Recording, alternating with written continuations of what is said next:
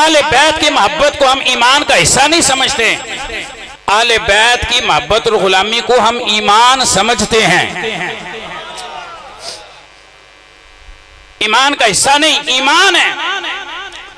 और इस पे आप रसूल कायनात अलैहिस्सलाम की हदीस पाक, सही मुस्लिम शरीफ की हदीस है 2408 नंबर, रसूल कायनात अलैहिस्सलाम ने अपनी उम्मत को अलर्ट किया और उम्मत को होशियार किया।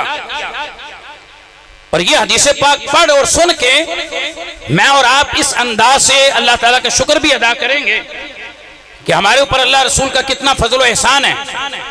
और साथ में ये सोचेंगे भी कि जिनके पास ये मोहब्बत या अहले बैत की दौलत नहीं है वो किस जगह पे खड़े हैं। रसूल कायनात अलैहिस्सलाम ने फरमाया, उज़क्किरुकुमुल्लाह फी आले बैती, उज़क्किरुकुमुल्लाह फी आले बैती, उज़क्किरुकुमुल्लाह फी आले बैती। 3 मर्तबा मेरे महबूब नबी करीम अलैहिस्सलाम ने यह जुमला इरशाद फरमाया।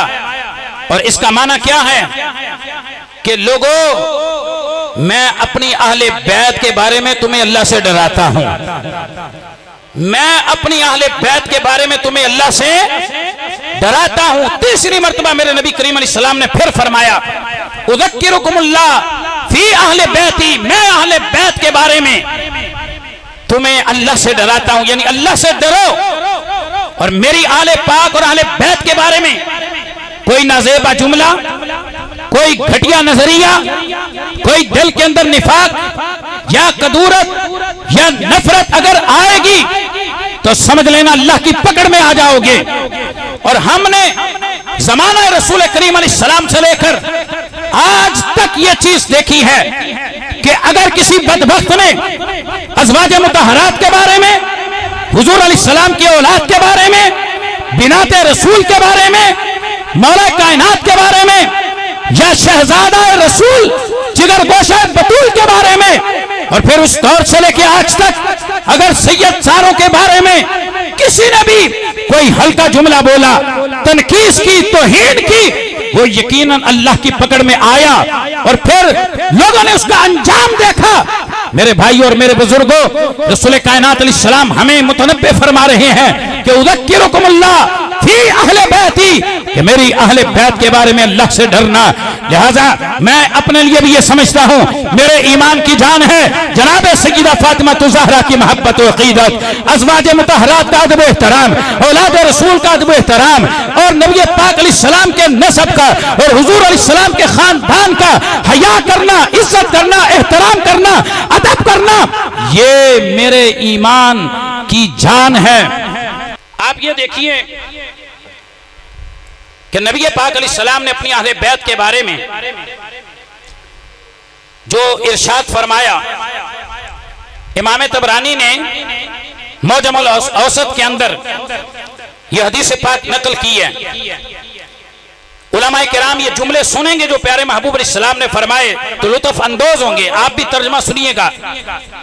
रसूल कायनात अलैहिस्सलाम ने फरमाया, वल्लज़ी नफ्सी बियदिही ला युबग़िदुना अहलल बैत अहदुन इल्ला काफिर औ मुनाफिक वला युहिब्बुना इल्ला मुमिन।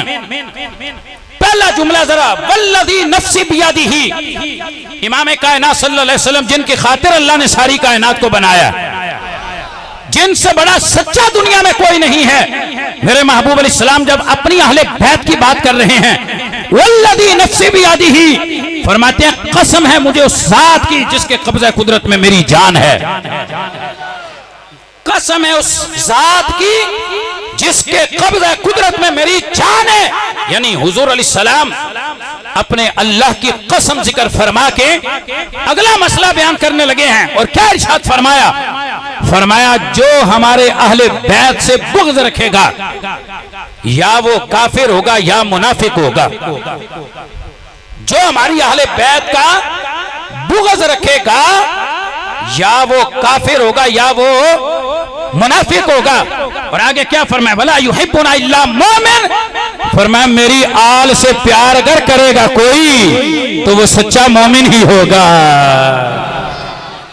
वो सच्चा मोमिन होगा।